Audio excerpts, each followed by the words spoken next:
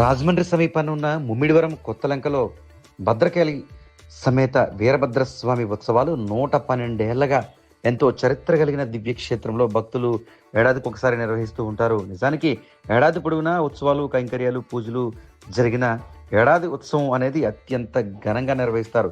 ఇక్కడ అమ్మవారి, స్వామివారి చరిత్ర చూసుకున్నట్లయితే వివాహం కాని వారికి వివాహం, సంతానం లేని వారికి సంతానం ఇక్కడ భద్రకాళి సమేత వీరభద్రస్వామి కలిగిస్తారని ఎంతో విశ్వాసంగా గ్రామీణ ప్రాంత భక్తులు చెబుతూ ఉంటారు. ముఖ్యంగా వీరి కోరిన కోరికలు తీర్చిన తర్వాత వెండి శూలాలు స్వామి అమ్మవార్లకు సమర్పించడం కూడా ఒక ఆనవాయితీగా వస్తుంది.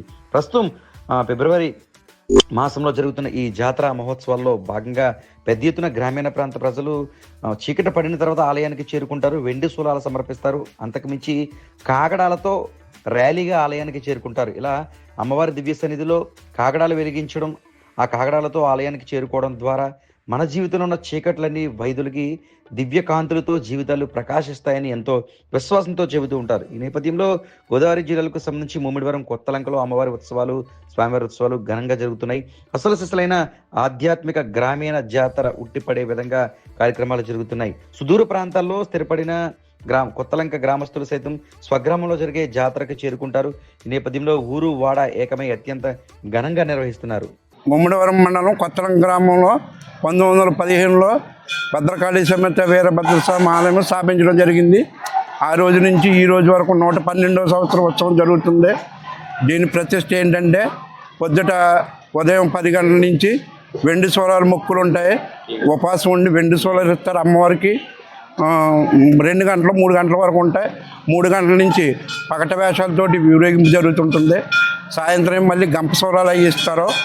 అన్ని కుల మతాలకు అతీతంగా అందరూ ఇస్తారు. దీనికి సాయంత్రం మళ్ళీ 10 గంటలకు 1 గంటకి నిప్పులు గుండం తొక్కుతారు దీక్ష చేసి. అది ఈ దేవుడి యొక్క ప్రత్యక్ష. 2 గంటలు నైట్ ఈ గ్రామం నుంచి వివాహాలు చేసుకుని కూడా పొరుగురు గ్రామాలు వెళ్ళిపోయిన ఆడపడుచులు కూడా కంపల్సరీ వచ్చి ఈ అమ్మవారికి మొక్కు తీర్చుకోనాక కంపల్సరీ ఈ ఉత్సవానికి ఈ గ్రామం ఇచ్చేస్తారు.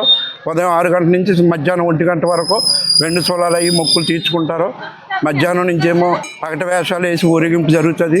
సాయంత్రం 7 గంటల నుంచి 11 గంటల వరకు దంప సోలాలు ఇస్తారు.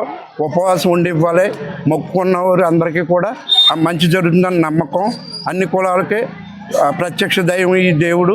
నెక్స్ట్ 1 గంటకేమో నిప్పులగుండం ఉపవాసం ఉండి ప్రొద్దుటి నుంచి సాయంత్రం వరకు ఉపవాసం ఉండి ఒక 15-20 మంది వరకు నిప్పులగుండం తొక్కుతారు. తర్వాత పూర్ణావతి జరుగుతుంది. తర్వాత తెల్లారగట్ట 4 గంటలకు ప్రభ ఊరేగింపు జరుగుతుంది ఈ కార్యక్రమం.